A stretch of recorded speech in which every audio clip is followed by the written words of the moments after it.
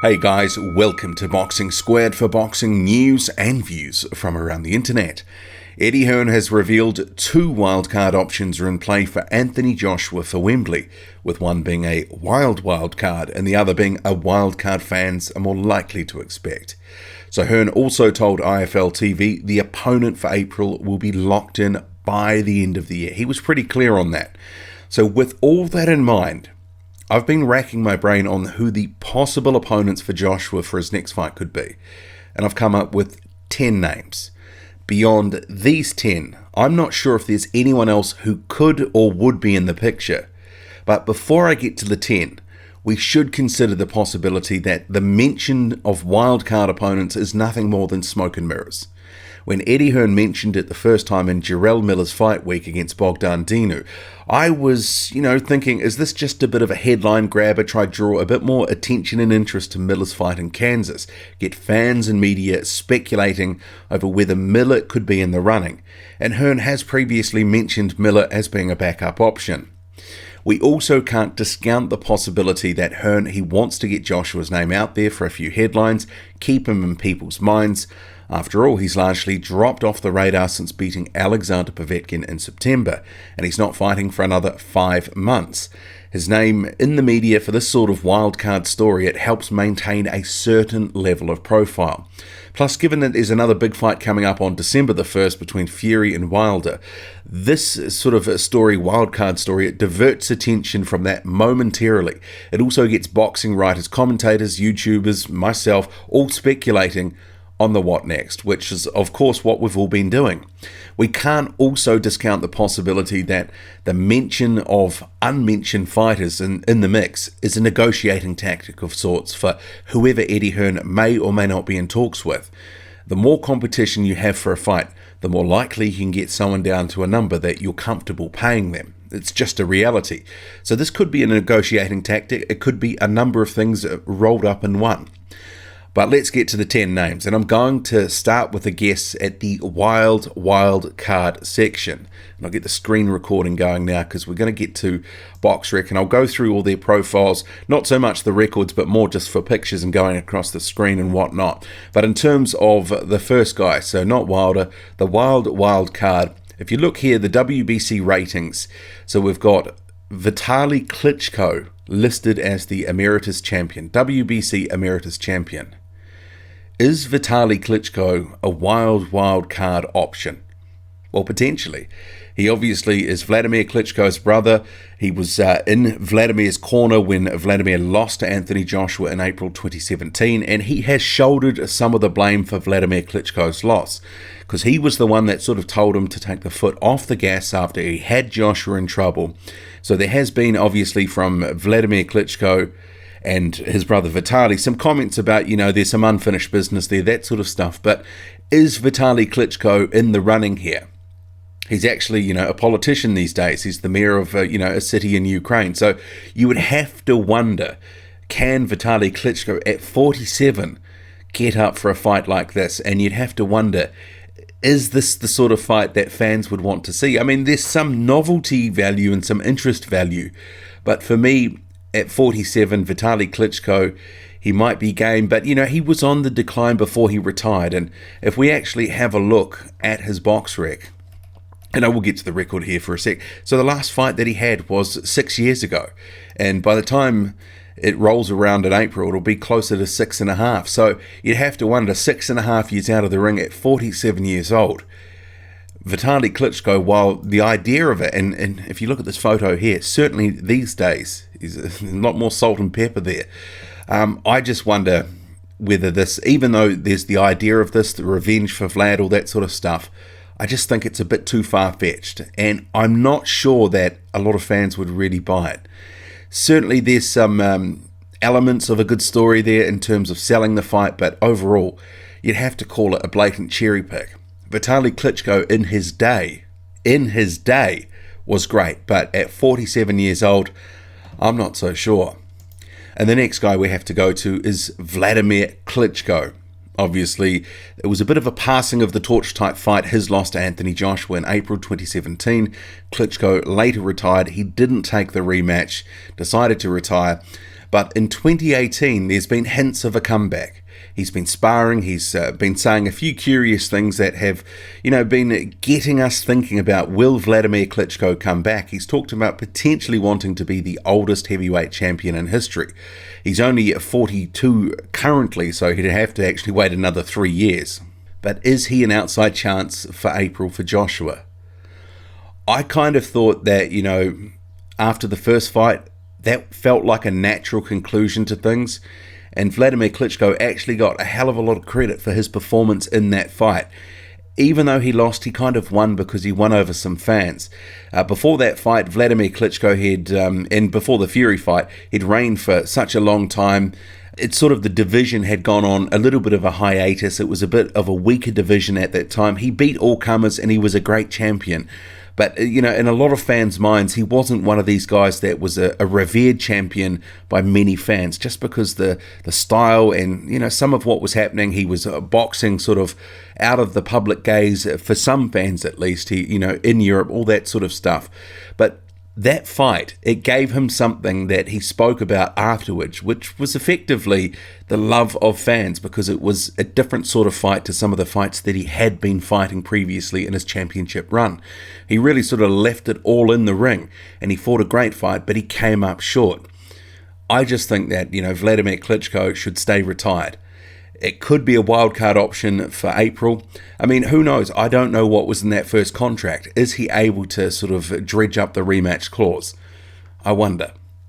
The next guy we need to talk about is Luis Ortiz. And this might seem a little far-fetched, but I actually don't think this is as far-fetched as many may believe, just because Jade Jimenez, his manager, has talked about negotiating a lucrative 3-fight contract with Matchroom. He said that was in the running before, this fight with Travis Kaufman for December 1st was confirmed. There's nothing to say that actually they haven't been talking and haven't been negotiating, and potentially Luis Ortiz, because remember, this will be a voluntary challenge potentially for Joshua in April. Luis Ortiz, he could end up fitting the bill. And certainly if Joshua was able to fight Luis Ortiz and beat Luis Ortiz, it would actually silence a lot of his critics who basically sort of say Joshua avoided Ortiz, didn't want to fight him, and a lot of Deontay Wilder's very hardcore fans hold Luis Ortiz in such high esteem, basically saying that Joshua couldn't beat him and he didn't want to fight him, he was scared of Ortiz, and if he beat Ortiz, certainly a lot of that just goes away. And I think a lot more people, in terms of the detractors, would be willing to give Joshua a bit more credit, because there is an argument from some that he doesn't want to fight these tough fights like Luis Ortiz. I don't buy that, because he's been facing good opposition. But in terms of Luis Ortiz, well, he is still a top 5 guy in my opinion, and it's a good fight even at 39 years old. The next guy, Tyson Fury. Is this a wild card, or is this the other wild card? It's certainly a name that Joshua could face. Tyson Fury himself has said, he's not sure it could ever happen, just because he doesn't think Joshua really wants to fight him, that Joshua doesn't want it. But I have to wonder, because if he beats Deontay Wilder, there's been some talk from Frank Warren that, they could set up a Joshua and Fury fight. This was a little while ago that he said the rematch necessarily didn't need to get in the way of a big domestic fight between Fury. And with Frank Warren's issues with the taxman, there's been a number of stories that talk about him being close to bankruptcy and such, that the taxman is after him. Who knows? I mean, maybe this is the sort of fight that could get made. Maybe the side of the guillotine to Frank Warren, that will be something that will sharpen the mind. Potentially there will be a bit more, that sort of will clear the way to negotiate for a mega fight for April. Obviously that's dependent on Tyson Fury beating Deontay Wilder. I think it would be a great fight, and I don't believe it's really as far away as some might think. When people want to get around the table, when they want to make money and they know that the money is there to be made, and each side thinks the other side can beat the other, well, fights get made. Just an option. Tyson Fury, I think that could be a live possibility. Alexander Usyk. Now this is, I would sort of put this not as the wild card, but maybe more in the wild card category, someone we may expect. So Usyk, he's coming up from cruiserweight. He said he wants to have a think about what he wants to do. It's more likely that he is going to take some preparation fights before facing Anthony Joshua eventually down the line. He's sort of aligned to Matchroom now, so it's definitely probably going to happen at some point. But right now, if he wanted to, he could force a fight with Joshua through the WBO. He is the super champion in the WBO, which means he can get a shot at the champion above. But, I just don't know if Alexander Usyk is actually ready for that. I think he wants to have a few fights to acclimatise at heavyweight. Obviously the tall timber is a bit different to some of the guys that he's been facing. The reach is a bit different. The power is possibly a bit more. And, he may want just a few fights just to sort of warm into it. But we can't discount the possibility that he may just go, actually, I'm going to roll the dice here. Let's call it for April. And he may be able to force that fight potentially through the WBO. And the next guy, Gerald Miller. This maybe falls into that sort of second wildcard option, someone that we may expect. He's been listed as being the backup option. But the problem here for Miller at the moment with his career is he's staying active, but he's not necessarily fighting anyone, at his level or perceived to be at his level. His last couple of fights, Bogdan Dinu, he took Dinu out in 4 rounds. In the end, it looked like Dinu didn't want to be there. I've seen some of the replays of the sort of, sequences for the knockdowns, and a lot of the punches don't look like they landed that clean, and it looked like Dinu was looking for a way out. But in terms of, Dinu and Thomas Adamek before that, that's not the sort of fights that Miller has to be in before, having a title shot with Anthony Joshua. I mean, what value does he bring to the table beyond trash talk? Because if he's facing guys that are sort of top 50 level, that's not going to really help his profile. There's a reason fans aren't warming to him. He can't talk his way to a title as easily as he has been trying to do. So, you have to wonder, Gerald Miller, I mean, he's talking about going to the UK to build his profile, do a profile building visit. I mean, that says it all, that his profile isn't where it needs to be, that his commercial value isn't where it needs to be. He's been manufactured into a contender to face AJ. But right now, Miller is not the guy that, is really necessarily first cab off the rank. But he's been described as a backup. So if everything went pear-shaped with other options, Miller could step into the breach, but not really the fight that fans want to see now. But the thing is with Gerald Miller, he is actually a good fighter. He could be a very, very tough guy to beat. But we just don't know until he actually has a proper step-up fight, because he's been very carefully matched so far in his career. It's kind of been quite disappointing. 2018 is disappointing for Gerald Miller, because you think about what we've seen. He's faced a declining Johan Dorper, a rinsed Thomas Adamek, and now Bogdan Dinu. He's staying active, but is he relevant? You have to wonder. Dereck Chisora. He's the next guy that could potentially be in the mix, but that's dependent on him beating Dillian Whyte. And even then, you'd have to say, are fans necessarily going to want to really get on board to support that fight? It's a voluntary fight. Only one of 2 fights Anthony Joshua is likely to have in 2019. With all these other options right now, Dereck Chisora, even if he beats Whyte and he beat Carlos Takam, is that necessarily the fight that fans want to see of the available potential opponents? Probably not. You could make an argument that he would deserve it, but certainly not a fight that I want to see. But in terms of, can he beat Dillian Whyte? Well, we'll have to see December 22nd. I don't believe he can. There has been some talk that he will face Gerald Miller, or the loser of that fight could face Gerald Miller in 2019. We'll have to see on that as well. Plus, someone like Alexander Usyk may need an opponent in 2019. Someone like a Chisora, someone like an Alexander Povetkin, they could be some of the guys that Usyk may look to build his profile with. But Dereck Chisora is certainly an outside chance for April. I just don't see it. The next guy, he's one of 2 or 3 guys that really is in the running right now. He's the favourite if a fight with Deontay Wilder can't be made, Dillian Whyte.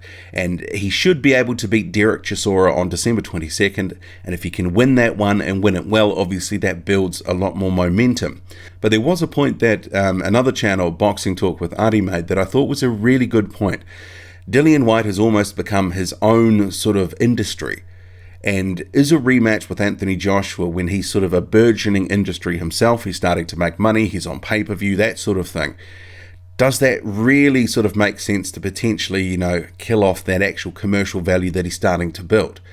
So there could actually be a fight down the line, but potentially not next. And it also depends on what other options are actually around. The next guy to talk about, Kubrat Pulev. We know he's in the queue. He's the IBF Mandatory Challenger.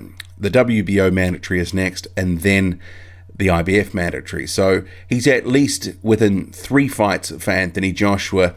More likely that if there's 2 fights in 2019, he would be the second of 2 fights. But we just have to see, because if the WBO Mandatory is not the next fight, it sort of pushes everything out. But that's why I have to wonder if Dillian Whyte wins in December, may just make him the WBO Mandatory. Certainly it would make things a little bit less messier for Anthony Joshua, because then the mandatories really pile up and he'll have no choice but to fight mandatory after mandatory, probably for the space of a year. That may happen anyway. But the last guy, obviously, and this is the fight that most people want to see next for Anthony Joshua, is Deontay Wilder. And I guess, when I say next, we also have to sort of bracket Tyson Fury there, because if Fury wins, then obviously the hype and the call for that fight to happen will grow. But Deontay Wilder, if he beats Tyson Fury, then obviously that is the fight fans want to see. The thing that will stop that is negotiation. So Eddie Hearn is saying that they need to announce the opponent by the end of 2018. Can they negotiate effectively in the space of a month? Because Deontay Wilder has very publicly said, look, no negotiations can really start before December the 1st. They're waiting to see what the numbers are, pay-per-view and such. And Eddie Hearn has already been on the record saying, look, if you get 1 million buys in the United States, you can get 50-50. If you get 500,000 buys, you can get 40%. So there's some targets there that Wilder potentially can get to. But even if he doesn't meet those targets, he's still going to ask for probably close to 50%, whatever happens. And I just don't know if a fight can be made if in that short space of time, given there was 3 months of negotiating earlier in 2018, ultimately a fight did not get signed. Okay, so those are the potential 10 names in the running for Anthony Joshua, I believe, for April 2019. 10 names. Some of them are really wild cards, like Vitaly Klitchko. Others may be a bit more obvious, like a Gerald Miller as a backup, or Alexander Usyk forcing a shot through the WBO through his super champion status, Deontay Wilder. But then again, Luis Ortiz, maybe that could happen. What do you make of it all? Drop a comment, loud and often. Hit like, hit subscribe, follow me on Twitter, boxing_squared. I'm out.